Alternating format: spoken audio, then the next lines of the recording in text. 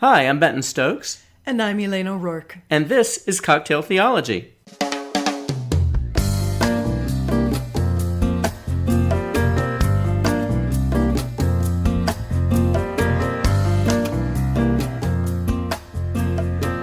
Hi there. Hi. So we invented a new cocktail the other day. And here's the thing that excites me about this. So besides the fact that it has roses in it. Ah, right. And I love roses. You do. I do love roses. Anyway, so we invented a new cocktail. And the part that excites me about that is it's going to go into our mixology guide. It sure is. And there's the online copy that people can get access to if they give to Cocktail Theology on a monthly basis. But there's also going to be the hard copy. It's in big old scare quotes because it's going to be soft bound, but there's going to be a hard copy of the mixology guide that if people give appropriately, they will get. And I love the idea that we are adding a cocktail involving roses. Yeah, it's awesome. And it's so delicious. It is quite delicious because we've now had violets and roses, and we did that, what was that, allspice dram thing? We had that. Mm-hmm. This is getting fun. So I'm thinking that if this whole religion thing doesn't work for us, yeah, we'll just get jobs as bartenders. Okay. But if you want to help us keep doing this, and we would love to keep doing this because we enjoy doing it, you could go to our Patreon site, which is www.patreon.com/cocktail theology, and you could give us money on a monthly basis. You sure could. And that would be fantastic. And you would get access to roses and violets and allspice and us. I can't think of a better deal. I can't think of a better deal either. You can do it at any level, and there's all kinds of tiers of thank yous and swag and stuff, and we would love to have your support and for you to become somebody that we get to know, which is wonderful. We would absolutely love that. Patreon site. Thanks. So last night we were talking about familial relationships. Yes. And there was something about what you said in regard to that really struck me, that I think that most people in some way think of themselves as the black sheep of the family. Yeah, I think you're right. It occurs to me that whenever I've preached on the prodigal son, and I've preached on the prodigal son story, I don't know how many times, everybody identifies with the kid. I'm just going to read it just to refresh your memory of how this thing goes. So this is from Luke 15. And it goes like this. This is the New Revised Standard Version. Then Jesus said, "There was a man who had 2 sons. The younger of them said to his father, 'Father, give me the share of the property that will belong to me.' So he divided his property between them. A few days later, the younger son gathered all he had and traveled to a distant country, and there he squandered his property in dissolute living." Okay, can I just tell you how much from time to time I want to be doing the dissolute living? Anyway, onwards. When he had spent everything, a severe famine took place throughout that country, and he began to be in need. So he went and hired himself out to one of the citizens of that country, who sent him to his fields to feed the pigs. He would gladly have filled himself with the pods that the pigs were eating, and no one gave him anything. But when he came to himself, he said, "How many of my father's hired hands have bread enough and to spare? But here I am dying of hunger. I will get up and go to my father, and I will say to him, 'Father, I have sinned against heaven and before you. I am no longer worthy to be called your son. Treat me like one of your hired hands.'" I love how he prepares, right? So he set off and went to his father. But while he was still far off, his father saw him and was filled with compassion. He ran and put his arms around him and kissed him. Then the son said to him, "Father, I have sinned against heaven and before you. I am no longer worthy to be called your son." But the father said to his slaves, "Quickly bring out a robe, the best one, and put it on him. Put a ring on his finger and sandals on his feet. And get the fatted calf and kill it, and let us eat and celebrate. For this son of mine was dead and is alive again.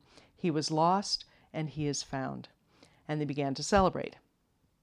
Now, most people know that story, and we've heard it a million times in all kinds of ways, not just biblically, but movies are about this, whether they mention or not, right? Very common.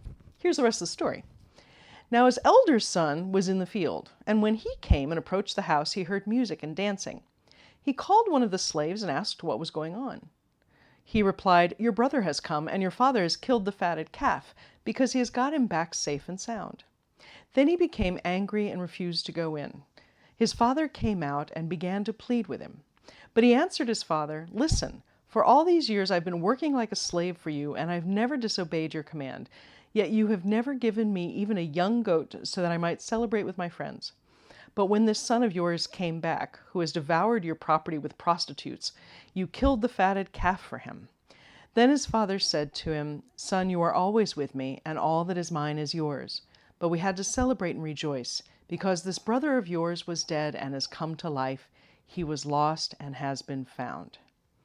Now, it totally makes sense to me that in the context of Jesus saying this, that because Jesus is focusing on the son, the first son, the younger one who goes off and spends his money and gets in trouble and comes home, because Jesus is focusing on it, we would identify with the kid in that case. But when you listen to the whole story, and it includes the elder son who has been the good guy, right? And he feels mistreated because the other kid has gone off and spent money and dad's welcomed him home, where the good guy has been the good guy, has been, whatever. Yep. When we read that part of the story, I think sometimes people identify with that. They've always done the right thing. Oh, They've always, sure. right? But very often, if it's just in kind of our daily lives, we will be part of a group, or we will experience ourselves as being on the outside of something. Or as having done something so wrong or been so wrong that we are no longer acceptable. Yes, right. Okay? It makes me feel like, and I've had this happen during sermons, we identify with the son who's gone off and done this wrong, this immoral thing, taken his father's money, wasted the money, and then has to come back what he feels like groveling. Now, of course, we know the story isn't about, that's not how it goes. I think most of us consider ourselves in some situation as the black sheep of the family, or the black sheep of whatever it is. That is, that we've done something so wrong, or we are something so wrong that that piece is unforgivable, or that there's some group in which we are not welcome. There's this kind of permanent outsiderness that a lot of us have, and it isn't based necessarily on how we've actually been treated. It's based on our feeling that we don't belong in it. Yeah. So my question is, why do we automatically identify with the prodigal son before the father welcomes him home? Why do we consider ourselves the black sheep of the family? What about being human, or at least in this culture, maybe just in this house. Maybe it's just in this house, although I don't usually preach in here. But what is it about that? Why do we feel like that?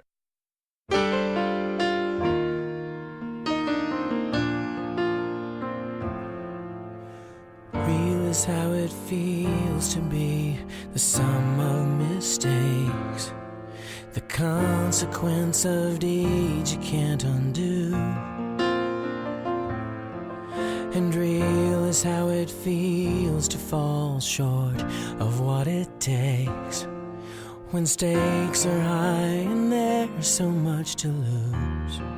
So we're putting together a retreat for October 20th. Yes. A day-long retreat. And this is based, of course, on our God Ideas material, that introduces a new way, for most people, a new way of thinking about God, a new relationship, helps people figure out where they really are with God, really, how they really feel, and then gives them new ways to think about new practices, all that stuff. One of the hardest things for people to get a grip on when we do this retreat, when we do it as a course or anything else, is that God actually, truly, deeply loves and accepts them no matter what. Yes, that's a hard one for folks. It's really tough. And yet, there it is. And so on the one hand, we teach this God is love stuff. And then a lot of churches and just people in general teach the accept. God is love, except when it comes to you, right? Yeah. And whatever your problem is. Yeah. But that peace, that sense that we don't belong, or we will be rejected, or that we've done something terrible, or whatever that is, that's so deep. Yeah, it's really deep, because so many times it goes to the core of who we are. It's not even what we've done, choices we've made, or whatever. Sometimes it is, but many, many times it goes just to the core of who we are. I think that's why there are so many in families, there are so many secrets sometimes because people are guarding that thing that they think will get them kicked out of the family. The lack of communication, even in my own family, and the way that we communicate with one another, the things that we share or don't share, things that, in my own life that I think, yeah, they probably don't need to know that. You know what I mean? Right. And I think probably the reason why I choose that is because I think that whatever that thing is could make me look or at least feel like a black sheep. I think in the story of the prodigal son, it really should be called the prodigal father, but that's another podcast. In the story of the prodigal son, what is amazing to me in reading it is that the kid feels guilty, if you will, but not ashamed. Yeah. You don't hear in his thinking, I've been bad, my father won't accept me. What you hear is, it's gone awry, his actions have not been what they should be. Yeah. He doesn't ever say that, but that's the sound of it, right? His actions haven't been what they should be. He just kind of picks himself up and goes back to his dad. And what he does is he prepares a confession. I have sinned against you. I have done wrong things. He never, ever prepares, I am wrong. I am bad. I am any of those things, right? Yeah. But that other stuff, that stuff that makes us feel like identify as black sheep, is all about shame and almost nothing about guilt, where guilt is something you've done and shame is something you are. Ah, right. So I think for most of us, when we feel at risk for being outcast, it's not because of something we've done. It's because of something we think we are, or that we think others will think we are. And the problem with the stuff we think we are is that's not changeable. Yeah. Which is why I think it's so hard for us to accept the idea that God loves and accepts us. Because there's that thing, whatever that is, in us, innate within us, the way we see it. And honestly, so much of this goes on between our own two ears. Oh yeah, absolutely. Much of it isn't even based in the really real. It's just based in the way we perceive it. But our perception of it is enough to cause us to withdraw, to lie, to hide. And we try to do those things with God too. The problem is most of us do understand that God is sort of all pervasive. God sort of sees everything and knows everything. So for us to think that we could successfully hide from God or lie to God or keep secrets from God, that's kind of silly.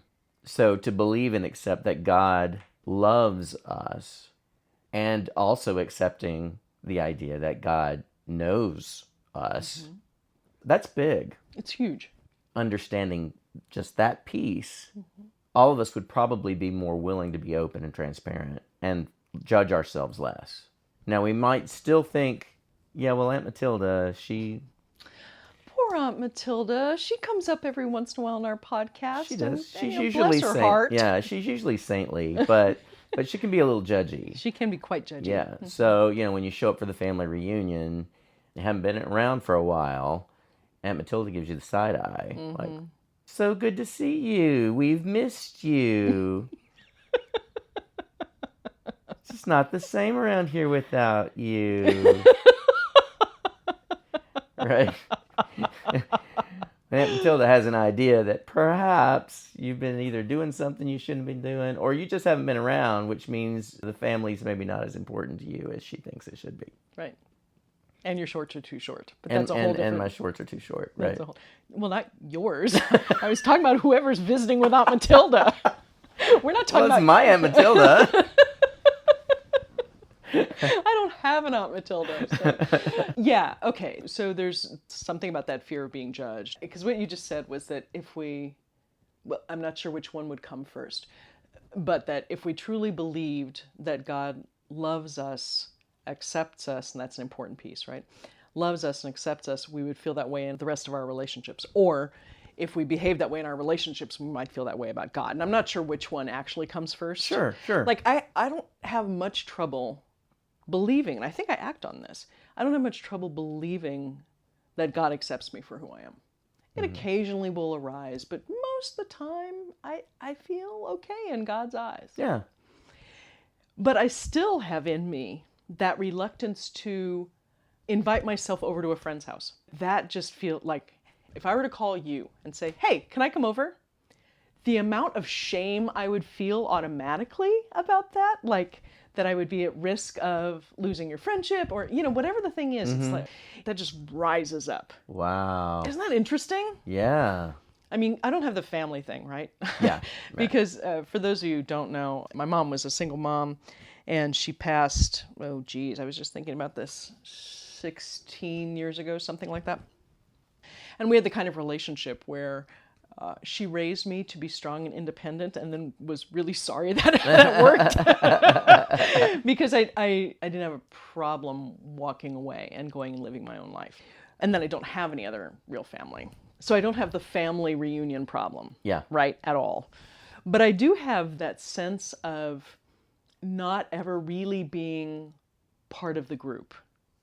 And it's definitely not about anything I've done, right? Like, I don't feel like I've harmed you in any way. But I just, That's funny. Isn't it funny? And I don't think I'm alone in that. I mean, I know lots and lots and lots of people who, if they know that a group of their friends are going out to do something, would never dream of asking if they could come along because they would feel that if the group hadn't invited them, there was reason. Yeah, I think most people feel that way. But it's not like it's necessarily a logical reason. Like, they must be all going out to throw me a surprise party, or whatever the thing is. Or they're all going to do something that I don't want to do, whatever the thing is, right? I think instead it's that fear that you're going to be rejected. Yeah. Or already have been rejected. Or have already been rejected, right? And not for anything you've done, but something about who you are. We carry within us this feeling that we are the black sheep. We are the prodigal son, but without the possibility of confession and redemption. Yeah, I think you're right. So why would you celebrate me? Welcome and embrace me. Invite me into the kingdom of your heart. He's just I am sure that our deep beliefs about God affect this. And I am sure that if we carry around shame, which I think most of us do, if we carry around shame, it will affect how we understand God. I'm not sure that simply changing one piece of that takes care of all of it. It's layered. It's really layered. And yet the Bible is mostly about guilt and absolution of guilt. It's mostly about actions you take, what you do with those actions, how you make up for them. There's very little in it that's about who you are. I'm not sure what to do about that. I'm reading a book right now by Brené Brown that's about shame versus guilt. And she's trying to discuss how we can raise our children to not be core ashamed, that kind of stuff. And I think she's on the right track, but I think it's just so much harder to get at than at least this particular book acknowledges. I'm not sure we lose that. I'm not sure we do either. And I'm not sure where it starts or where it comes from. Yeah. Brown, as a researcher in this, talks about things like if you say to your child, the child spills milk on the ground, you say that whatever you say about it, if you say something like, oh, you shouldn't have done that, or, oh, you're so bad, or, oh, you're clumsy, that they get that sense of shame from that, rather than, I see milk has been spilled on the ground. How do we clean that up? How did that milk get there? How did that milk get there? I think you can actually be more precise than that. But I'm not a good parent. We know that. So I would say, how did the milk get there? And my child would look at me and go, what do you mean, how did it get there? Cause and effect, Mom. Anyway, but there's something about when we are corrected, whether we are corrected in terms of our actions, specific actions, or our general behavior that includes the actions, which is more about us, right? Or about our character and so forth. Yeah, and it seems as though like if someone, for instance, says, gee, you're clumsy, we can internalize that because it becomes not about the spilling of the milk, but it becomes about something intrinsic, like I'm somehow less because I'm clumsy. Mm-hmm. And I guess kids get that. Mm-hmm. Like that's the way it gets read sometimes when parents say things like that and say it probably offhandedly and maybe even with a laugh. Oh, you're such a klutz, you know? And even if you said, I'm a klutz too, it doesn't really necessarily negate what you just said. No. A lot of it is about approaching those moments a little more sensitively. It's got to be also, though, about the stuff we do as children to strengthen our ego containers, to push against other people. So, for example, I can imagine a child who has good self-esteem, doesn't feel shame, is basically happy, all of that stuff, going to school. Some kid says something like, you're fat, you're stupid, whatever the thing is, or sees you and whispers to somebody about it. I can imagine that child absorbing shame and not ever having a sense of where that came from. Oh, yeah. So it isn't even just about parenting. Oh, no. So we hear the story of the prodigal son. We identify with the prodigal son not because of his actions, but because of how we would feel if we were he. And that's the shame piece. I think many of us would rather starve to death than once we have felt ashamed going and asking for help. I would say that's true too. But you know something that's interesting in the passage is that I don't read any hesitation from him on his part that his father is going to turn him away. At all. Like, that's not even in the equation. Like, I think a lot of us would be like, oh yeah, they're just going to slam the door in my face. Right. Or they would never take me back because I was such an idiot. But he doesn't seem to hesitate. Like, he knows how generous and kind his father is. So he's not afraid to approach his father. It's not about that. It's about, you're right, the shame of what he's done and then having to come back and ask for forgiveness and help and acceptance back into the fold. Right. See, and I don't think he's ashamed at all. I think he just feels guilty. Yeah. Or just feels like, he may not even feel guilty. It's not obvious, right? And it's not obvious whether he feels ashamed because all we hear is him rehearsing, him saying, the slaves get better food than I'm going to get. I should go and be willing to be a slave, essentially. He doesn't slink. So you don't really know if there's remorse there or not. Yeah, you don't know if there's remorse. You don't know. There is repentance, because repentance just means turning around, right? So he does turn around and head back to the Father. You get none of the psychological motivation stuff, right? Right. You do get psychological motivation, though, in the resentment of the older child. Yeah, you do. His response, we actually get some psychological motivation. And given the parable, I mean, what Jesus is doing is saying to Jews, basically, you've always been with God. These latecomers, these turner-arounders, they're the ones that we need to go after. He's distinctly addressing the resentment that some people are going to have over people being late to the game, right? But he's not addressing any kind of emotional activity on the part of the younger child. So, the younger kid does something unthinkable, asks for his inheritance early, goes off, spends it, realizes he's hungry, that he should go back to his dad and just be willing to be a slave in order to be fed well. He's willing to lower himself in status by coming back as a slave. So there's that. But we don't get a lot of sense of how he feels about that. Right. Except that he's willing to come back to the Father, doesn't seem to have any concern the Father's going to turn him away. Right. The older child has resentment. And it's obvious why Jesus sets it up that way, because of the two groups he's essentially talking to, right? The people who have been around and they may feel resentment, and the people who haven't. Yeah. However, I think that most of us, when we read the story, assign shame. Think that the prodigal child feels shame. Like the way you just framed it was interesting. As you were retelling the story, you said, you know, he goes off and thinks, oh, I'm an idiot, or I've been an idiot. Yeah, and that's shame. That's shame. I've been an idiot. That's about who you are, right? I think we automatically think that the younger child feels ashamed. And that what's so incredible about this story is that the Father embraces him as a son, no questions asked. That's the bringing back into the fold. Yeah. That's the relief of the shame. But I don't see any sign that the kid feels shame at all. So when we read, I realize I'm circling around, but when we read that story or when people hear that story, I think the reason we automatically assign shame is because we would feel ashamed. We would feel ashamed. Absolutely. So why do we do that? Is it just that we've all had at least some trauma, or all of us who feel shame, we've all had some traumatic experience where we were told we were less than fantastic? Why is that so darn deep? My everything is just unreal.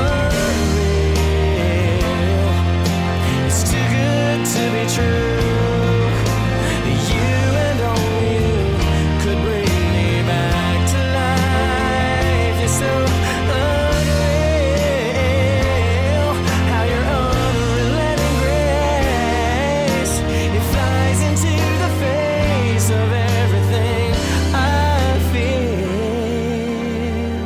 The way you love is just unreal. I can't point to a single instance, I don't think, in my childhood or in my adult life where I felt like someone deliberately shamed me. And yet I deal with shame like anybody else. I think there is, for a lot of us, there is a mold that we perceived we were supposed to live into. And if we don't fit that mold, we can feel less than or outcast, whether anyone actually says that or not. Yes. So, if you were supposed to be a auto mechanic, you're not going to be an auto mechanic. You understand how it works, but that's not who you are. You're a musician and, you know, all of that. I can imagine if there was that understanding that men became auto mechanics, then you go and become a musician. No one has to say you should be ashamed. But if they're not like, that's fantastic, finally, we're going to have a musician in our family. There's that sense of, here are the expectations, I'm not meeting them. And I didn't meet them. Yeah, I think a whole lot of it comes from that, especially those of us that are so driven to meet other people's expectations. Right. People pleasers or, you know, achievers in a particular way. That if you sense that here are the expectations, you haven't met them and cannot meet them, are unable to meet them, it is not within your ability, that's where the shame sets in. For sure. Right? It's weird. It is. It is. And it really does tie closely, I think, to our need to feel a part of a family or a tribe. Because if we were all self-sufficient in the sense that we didn't need those ties to other people, then maybe we would be less likely to feel ashamed when we make a decision because the expectations aren't there. Right. Okay, so there's the possibility that there are expectations about who we are and what we'll do that we either don't or can't meet. So that's one example, right? There is the sense that we have been rejected in the past and so absorb the rejection. So that's another case where that happens. There is the possibility that when we did something that broke the norms or that was problematic, we were corrected in terms of our character rather than our activity. Yes, right. So we've got all three of those possibilities setting up this sense of, I am the prodigal son, and I should not return. Or, I am the prodigal son, I have nowhere to go except to my father, and I'd rather starve. Right. Another example might be when we feel like we're carrying on some sort of legacy, like the sins of the father. Like, oh, that's so-and-so's boy. Oh, yeah. He was nothing but a low-down, dirty drunk, right? So now all of a sudden, by extension... Could you say low down and dirty again? Low-down, dirty drunk. That was awesome. So now by extension, you know, I'm a low-down, dirty drunk. Or I come from a low-down, dirty drunk. And because I do, nobody really cares to accept or embrace or even get to know me. Right. By extension. And that may not even be true. That may And have it's probably nothing to not do. true. Even if my father was A low down, dirty drunk, that really shouldn't impact Right. how I'm accepted or not accepted. But sometimes people don't give you the opportunity. Absolutely. And there's some time-tested reason to think that the characteristics of the parent are passed down to the children. Sure. So the expectation that you might be a low-down, dirty drunk as well, whether or not we've ever seen you low-down or dirty or drunk, right? Right. You know, we have seen enough cases where the kid took after the parent to automatically think that, right? Yeah. And particularly in a small town, a small tribe, or whatever. And that sense of shame that we can just absorb through the air from our parents taints everything as well. Yeah, it does. From zero, like from baseline. Weird and powerful. It's no wonder that we think that God rejects us at every turn. Yeah. And why confession is so darn hard. Yeah. Or you ask for forgiveness from somebody, and the person forgives you, and you don't feel forgiven. You still carry it around. You still carry it around. It's not because you think you've done something bad. It's because you feel like you are bad. And they can't possibly forgive you for being bad. Yeah, because you made that choice or you did that thing. That means you are capable of making that choice or doing that thing. And the very capacity to do that. Makes you a certain type of person. I've heard people say in one sentence, of course I didn't hit my kid. I'm a nonviolent person. And even if you have seen them spank their kid, that sentence of the activity versus the character is really tough. It's that we can sit there, and as long as we think one thing about our character, good, bad, or indifferent, and our actions somehow betray that sense of our own character, there's the conflict. So if I have spanked my kid once and I think that spanking a kid is bad, the shame of having caught myself doing this thing that I think is bad may stay with me forever, even if my kid's fine, and I never do it again. Right. I have an example of this. So some years ago, wow, many now, almost 30 years ago, I behaved in a way of which I'm not proud. And the person who I felt I had harmed, I didn't see for a couple of decades. And then happened to come across this person randomly and apologized for having treated this person poorly. The person looked at me like I had lost my mind. It was like, I have no idea what you're talking about, but it's okay. Yeah, right. And clearly forgiving me for something that he didn't have a feeling about, right? I was really glad I did it. I was really glad he forgave me. It took me another couple of years to really let go of this sense that I had done him wrong. Because it really didn't have anything to do with him. It had nothing to do with him. You know, once I had actually apologized and he was fine, then there were no amends to be made. It wasn't like I needed to do something. So I still carry that around. And I think it is the capacity to do that. I think it is that, what does that say about who I am? What does that say about who I am? Deep down. Am I always going to be the kind of person who hurts somebody in this way? And I think that's why the past can just take you by the throat and hold you there for years, your whole life sometimes. Absolutely. And why walking away from your past and actually leaving it in the rearview mirror is so hard for people. We drag it into the present all the time in ways that that you can recognize, in ways that we don't recognize. Right. And I think the shame is at the heart of it, because shame originates in the past. It's based on something that happened before, sometimes long ago. Or never happened. Or never even happened. It was just your perception of what happened. And then we see that as somehow unforgivable, or makes us unacceptable to God, or unlovable by God. Or that God may love us and God may accept us, but God's also kind of going, oh, yeah, well, what else can you expect? I mean, in that very loving, caring way, but God, you're clumsy. Right? Yeah. Think about the language for a moment about coming out. And whatever you're coming out as, or that language of coming out is about pressing past shame. Mm. You don't live in a closet of your own making, because it's always your own making. That language of coming out, that fear, is about shame. Mm-hmm. Because it's about who you are. It's about who you are. Yeah. I know people who understand themselves to be gay, who have never had sex, who feel ashamed because they want to.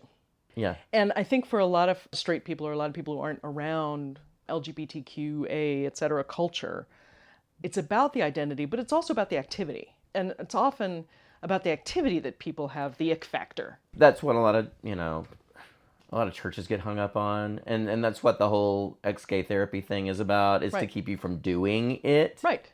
But it doesn't change who you are. Right. And so it's like, as long as you don't act on it, right, they'll accept you or say they will. Right. But the message they're sending is so loud and clear that it's not about what you do.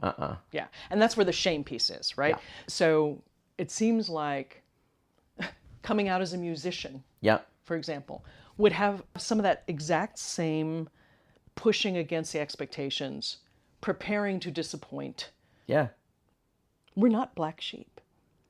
Most of us, in fact, are not black sheep.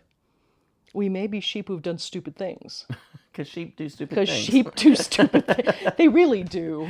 Just... Do you know sheep? Have you been around sheep? Not much. Okay, so I've been around sheep. And they really aren't very bright. I mean, they just aren't. Now you're talking about actual sheep, actual right? Sheep. Bah, yeah, that kind of sheep. Okay, good. I did a sermon on goats and sheep one time where I talked about how much I like goats and how sheep are kind of boring. Which is why I became a pastor. Because I like the goats. But we may be sheep who have done things that have not been life-giving, or that have harmed other people, or that have just been, ill thought, whatever. But none of us is a black sheep. None of us is at core illegitimate. Yeah. Or at core unacceptable, or at none of us. So somehow, all of us who struggle with shame have to kind of, in the best possible sense, put ourselves in the position of the prodigal son, who's done some things that have not gone right for him. Mm-hmm. Assumes that he will be taken in, perhaps at a lower level, but that he'll be taken in and taken care of. We have to find a way to trust that God does that no matter what. Yeah. And frankly, to trust that other people will do it. And then if we're shown that that person won't do that, that's not about us. Yeah. Assuming we've made amends. I mean, assuming that we've, tried to right whatever wrongs we've done. Yeah. But it's not about us. Yeah, at that point, it's not about us. You are free to be a musician. Thanks. You're welcome. I love that. Anytime I can help. We have no auto mechanics in my family. So you're good to go. You're golden. No one has that expectation. So glad. Are you relieved? I really am. Relieved of the burden of needing to be an auto mechanic in my family? Yes. You'd frankly be a lot less useful as an auto mechanic than you are as a musician. Yeah, I mean, I'm just saying. Probably. All right, so our one-day intensive in October 20th. Mm-hmm. Stay tuned for that. We're very excited about bringing that to you and being a part of that ourselves. That's right. It'll be here at the Earhart House in beautiful Hermitage, Tennessee. Right, which is essentially Nashville, yeah. Find us on social media, because we're there. Trust me. Find us on Instagram, Twitter, Facebook. You can also go to schoolforseekers.com and cocktailtheology.com. Learn more about Elane and I and the things we do and ways that we would love to be of service to you. We put up new episodes every Thursday, so thank you so much for tuning in. Please share us. We gain followers and listeners when you guys share us on your social media feeds and when you tell your friends. So please help us do that. It's the most valuable promotional piece we could ever ask for. So, actually, can I ask for one that's even more valuable promotionally? Uh-huh. If you like our podcast, please go on to iTunes podcast page, on our page, and review us and tell people you like us. Yeah, great idea. Or if you're on Stitcher, please review us. The reviews actually affect whether we get recommended or not to other people. Makes a lot of sense. Hadn't even considered that. There you go. All right. And subscribe. Yes, and subscribe. While you're there, subscribe. That would be good. And let us know what you want us to talk about, or if you've had an experience with shame that has been enlightening for you, or you think we're completely wrong about something. We'd like to know, and we'd like to discuss it and see if we can learn from it. Yeah, I bet we can. I bet we can. All right. Thanks, everybody, for tuning in. Bye. Thanks, guys. Bye.